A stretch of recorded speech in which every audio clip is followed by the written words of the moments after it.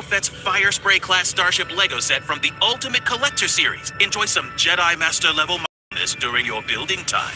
Shop now for Star Wars Lego sets on Lego.com or in Lego retail stores. Okay, only 10 more presents to wrap. You're almost at the finish line. But first...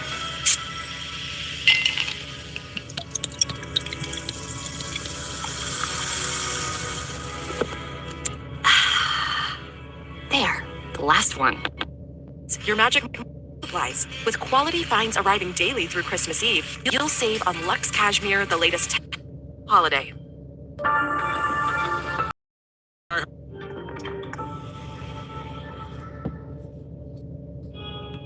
Welcome to our podcast. Please be aware the thoughts and opinions expressed by the host are their thoughts and opinions only and do not reflect those of iHeartMedia, iHeartRadio, Coast to Coast AM, employees of Premier Networks, or sponsors and associates.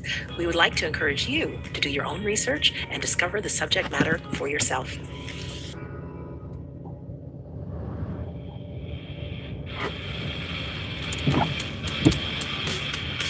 Hey everyone, it's Captain Ron, and each week on Beyond Contact, we'll explore the latest news in ufology, discuss some of the classic cases, and bring you the latest information from the newest cases as we talk with the top experts. Welcome to Beyond Contact. I'm Captain Ron, and today we're speaking with Dr. Pascal Michael.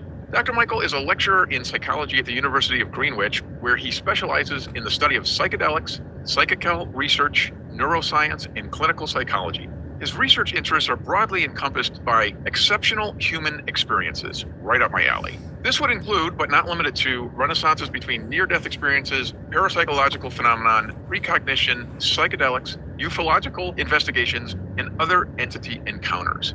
Hey Pascal, how you doing, sir? Hello, sir. I'm doing great. Really, really good. Happy to be here. Great seeing you again, and we saw you at Contact last year. And let's start off talking about these near-death experiences. I've had people on over the years talk about their near-death experience, but you've looked at this and how it compares to alien abduction accounts, and there's a lot of similarities between the two. Can you go over that with us? Yeah, I mean, my PhD was looking at the similarities between near-death experiences and psychedelic experiences, and kind of specifically one psychedelic, DMT. And yeah, I mean, obviously there's a million things I could say about that connection, but you know, it's very nuanced. Like on some levels it's very, very comparable, and on other levels it really, really isn't. But I think my kind of overall impression was that the basic kind of structures, like the main just generic features and things are very, very consistent between the two. But then when you get on the level of the qualitative nature of it, like how it all expresses itself, how each of those features really express themselves between individuals and groups, like it's all very different really to how near-death experiences are presented. DMT experiences are especially, unsurprisingly, of a exceptional kind of psychedelic nature, like bells and whistles that are associated with psychedelics. You know, they're very, it's like hyper intense and very like fractal and geometric and you know, hyperdimensional type spaces, which seem kind of impossible, and hyperkinetic, like a fluctuation. They can be very alien, quote unquote, like in nature, very sci-fi in its kind of themes, hyper technological, these kinds of qualities, and you don't really get them with near-death experiences, right? So that's a main means of deviation. But the thing is that because there is at least that kind of connection on that level between DMT and near-death experiences, if you get near-death experiences, the minority of which can look more like DMT experiences, and if I've just kind of described those DMT experiences in that way to you, then that kind of acts as this kind of bridge from near-death experiences to these more alien abduction type encounters.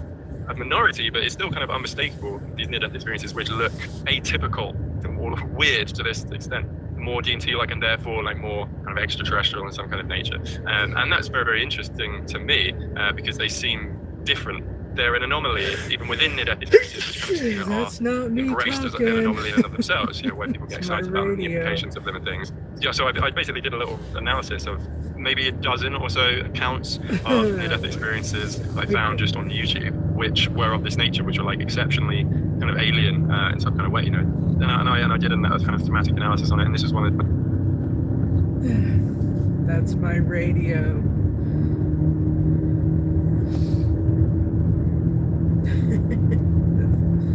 That's what you're hearing. Jamie's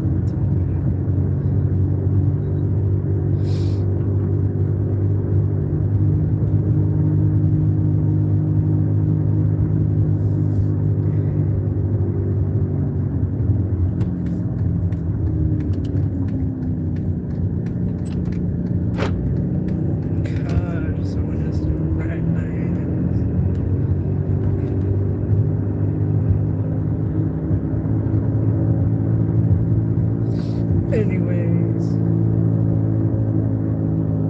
back to my radio.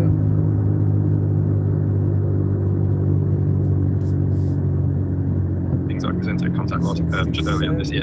And yeah, so just in brief, were to hear the accounts but didn't know that they were near-death experiences, which they technically were. These people were close to death and they had this experience and came back. Right? You would have thought that they were just this kind of classic UFO abduction type episode for this person. They report like sometimes they explicitly say like a UFO-like environment or like a laboratory, and they describe these entities and they're like classic entities you'd expect in the abduction accounts. There were two especially which were fascinating, and then there were two others which kind of looked a bit like those initial two as well, but these first two were very clearly described, like tall, like blue, large-headed, large-eyed, luminous kind of beings, and two completely different people never met. Had this near-death experience, had these same entities in the same kind of environment where there was like this laboratory type thing.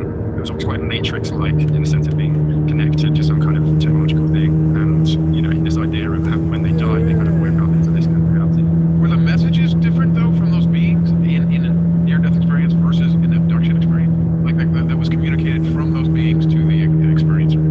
In these particular ones, there's just this kind of analysis from the YouTube thing, so there wasn't so much an emphasis on the messages there. But with kind of classic near-death experiences, there is a kind of repertoire of things which is often conveyed by these beings. I think there's an interesting link between the two, which I'll hopefully get at in a second. But the near-death experience which triggered Raymond Moody to write his book Life After Life, which put near-death experiences on the map, that was George Ritchie, and he had this encounter with these luminous beings who asked him, "What have you done with your life? Show us what you've done with this opportunity that you had, and not just like on a productive, kind of level, but like morally and spiritually, to show that." And that is interesting that that's in the very first kind of almost prototypical NDE, and it resonates through the subsequent ones. And this idea that there's a kind of imperative, and it's often maybe associated with kind of life review. They give you this chance to live through the entirety of your life, and that's almost like as much of the presentation to them as well as to what decisions you made, within your human experience and for what purpose, and with what intention and what was the good that arose from it and things like that. But there's other things like there's ecological messages, to look after the planet. Are those more in abduction cases or in near-death experiences? But I don't know about I don't think there's been necessarily like a really good systematic analysis of like what is more frequent between the two. But those are the two quite prevalent ones about your relationship to the world around you at large, and that will include sentient beings, as that first one, and then the natural world around you as well, the planet you inhabit, etc. And I think those messages do happen in these UFO accounts and abduction reports as well, for sure. They're also classic. I think there's a continuum between the two in that way, or kind of another nuanced level underneath it. Like when we're talking about, it's a bit of a thing, but when we're talking about the idea about UFO landings and crashes and things like that, there's a main interpretation of that. There's now like burgeoning is the idea that so they were genuinely from these other beings, and they're like deliberate. And I think lots of people interpret that as a kind of test for us, like what are we going to do with it? Do we have the intelligence to work it out, and blah blah. But I think and the reverse engineer and stuff like that. If we were to embrace this idea that that's a kind of experiment on their part, like how we're going to relate to it and stuff, I think there's a moral and ethical imperative there as well, as there are in these near-death accounts, of what decisions we're going to make on that level, like in terms of are we going to use it for nefarious, malign kind of means, or are we going to use this technology for some kind of greater good? I think that's an interesting way of looking at the comparison, as you're asking. Absolutely. Okay, we're going to take a break here. We're going to come back. We're going to ask Pascal about some of the pre-modern day entity encounters that seem to be very similar in ways to experiences and contact experiences, as well as psychedelic encounters. You're listening to Beyond Contact on the iHeartRadio and Coast to Coast AM Paranormal Podcast Network.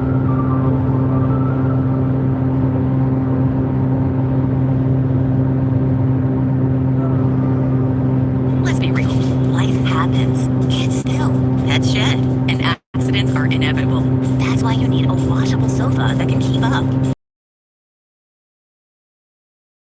So you can say goodbye to stains. Our modular design lets you rearrange your sofa.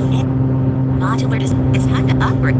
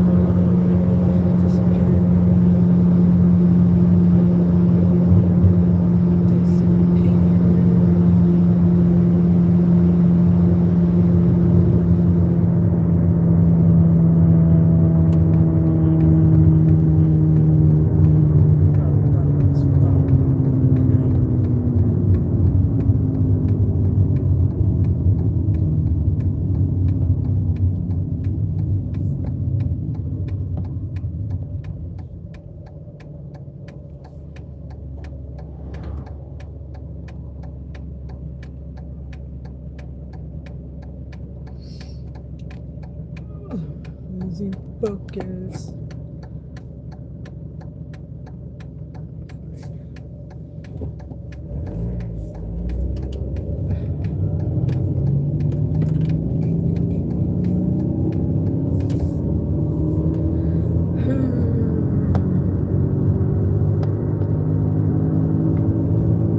So, how's everybody? Just one person. I guess thank you, one person, for staying.